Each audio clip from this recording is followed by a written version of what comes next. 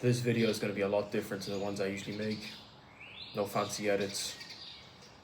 May go viral, might not, who knows. I want to talk today about a term that I have not seen or heard anybody else talk about, but it's a term that I think is very important. I think it's very relevant. And I think a lot of people, maybe without even realizing it or coining it as a term in itself, are facing it. And I think the essence of successful people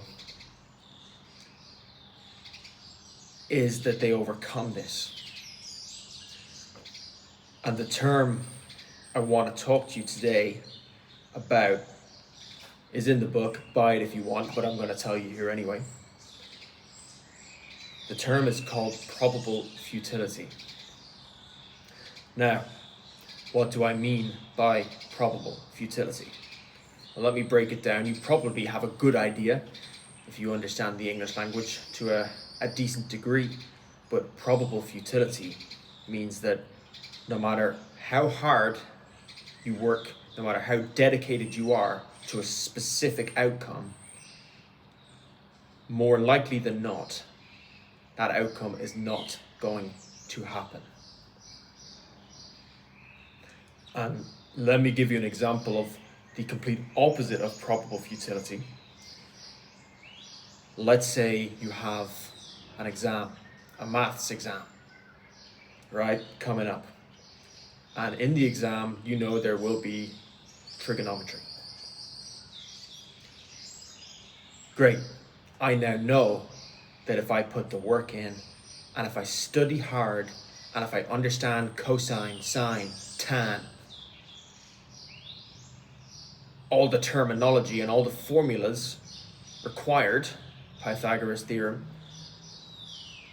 there is a very high chance that I will do very well in the exam. Therefore, there is no fear of putting the work in and not getting the outcome that I desire. Now, let me give you an example of what a lot of people are facing, which is probable futility. And let me use me as an example, which again, it's all in here. And I genuinely believe if you can overcome probable futility, you are limitless. Because there's going to be multiple moments during this phase when you just really do not see the point of continuing. You just have to power through. For me, it was quit tomorrow, not today. And every day if I woke up thinking I would quit the next day and not the day I woke up, eventually I'd crack it. I played football when I was younger. I played soccer for 15 years. I didn't make it. At the age of 20, I had the great idea of becoming a professional quarterback in American football. I was absolutely dedicated to it. I would work out 3 times a day. There was nothing else I was doing other than studying American football, terminology, watching game film, trying to throw better and trying to get stronger and faster and fitter and better. That was it. The reason all of this was probably going to end up being futile was because I was chasing to become a professional in the toughest position in sports. I was doing it from a background of 0, starting at the age of 20. I was doing it living in Portugal, where they don't play the game professionally. I also started my journey in the year of 2020, the year the world shut down with the COVID-19 pandemic. And yet, despite all of this, I kept at it and I kept working. That's probable futility. Every day I woke up and realized this probably is not going to happen. I am probably not going to make it. Statistically speaking, I am not going to get to where I want to be. Yet I powered through it. And the reason I'm here today making this video is because I made it and I have the book with the entire story. It just amazes me. And I had to make this video because I was in the shower and it just popped into my head. I was in the shower after a workout and I was like, I'm going to sit down and make this video. Because I feel like whether it's 1 million views, 10 million views, 10 views, somebody's going to see this and they're going to go, do you know what? Maybe I can do this crazy thing I want to as well. If this dude did it, who's sitting here looking at this camera, maybe I can do it too.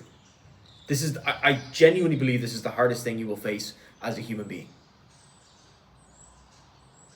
Obviously, there are lots of painful and difficult things to experience, but there's no certain outcome. The probable outcome is that you will not get there. And the majority of people will not get there. Because the majority of people, once it gets unbearably uncomfortable, they give in. Because that's the comfortable thing to do. How long can you bear the uncomfort, the discomfort? I mean, an example for me, and the mind is limiting, right? The mind is a limiting factor, but we are limitless. I was with my buddy in Germany. Now, I'd already made it, so that's besides the point. But we were at a spa, and they had an ice bath. So we're two competitive guys, two American football players. So we looked at each other and we said, we're gonna compete. Who can stay in the longest? And in my head, because I have done ice baths in the past, and it was a pretty cold one, I said to myself, okay, well, I know I can do a minute. I can probably push it to 2. Maybe then I can even push it to 2.5. And maybe that'll be enough. The irony is that the guy who was going to win this challenge was the guy who jumped in second, because it was a small ice bath, so only one guy could go in at a time. And he went in first. The guy went to about 8 minutes. And there was me thinking, at a push, I can do 2.5. I did 10 minutes. All I had to get was 8 minutes and 2 seconds and I would have beat him. But by the time I got to 8 minutes and 2 seconds, I was like, do you know what? Let me just get to a nice round 10. So that is a beautiful example of bearing discomfort and realizing that the biggest limiting factor is our mind. And that ties in beautifully to this, because none of this would have come to fruition if I didn't go through all that discomfort. Probable futility. That's the term of today. Nobody is talking about it on the internet. I've never heard the two words put together until I wrote them in the book myself. But I think it's vitally important to understand and to realize that, albeit improbable, absolutely possible.